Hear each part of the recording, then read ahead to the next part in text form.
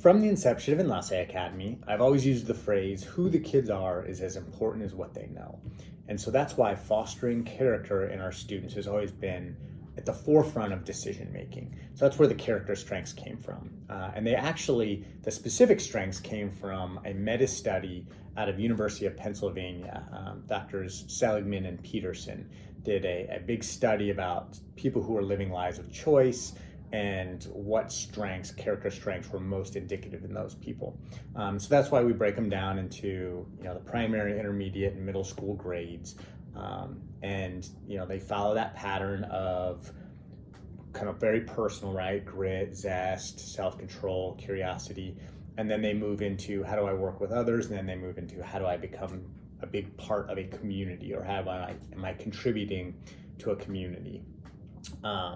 I believe the first four, and if you added gratitude into that, so really the first five are the foundation. They are the most important. And of those, I actually think curiosity is the most important of the character strengths to foster in students. Most studies will show that curiosity is educated out of kids over time, but it is the most important. People who ask great questions, people who are curious, they're always looking for ways to do things better, or they're genuinely interested in other people. Those are the people who are going to be most successful in their lives. There's an old saying, not all readers are leaders, but all leaders are readers. And I really truly believe in that.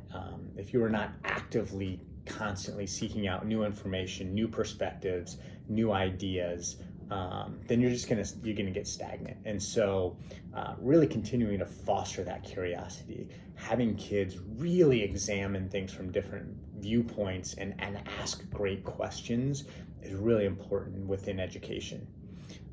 As a continuation of the character development, that's why our behavior management philosophy is rooted in teaching with love and logic, because the whole key to teaching with love and logic is cultivate strong relationships, and have students focus on choices, on their own choices, and the consequence. Every choice has a consequence.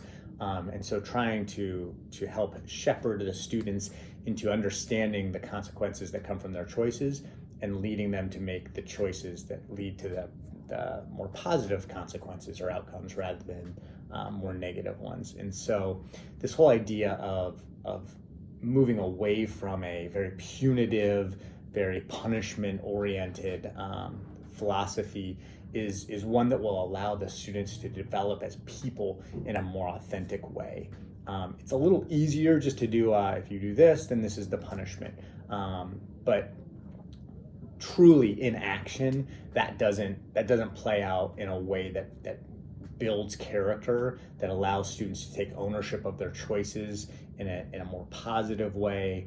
It tends to lead to tenser relationships.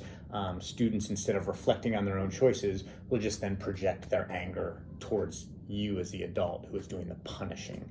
And so I know that was kind of the bedrock of discipline back in the 1900s when I was in school. But studies in brain science will show you it's not the best way to move forward. And in fact, really extrinsically rewards-based philosophies don't work either.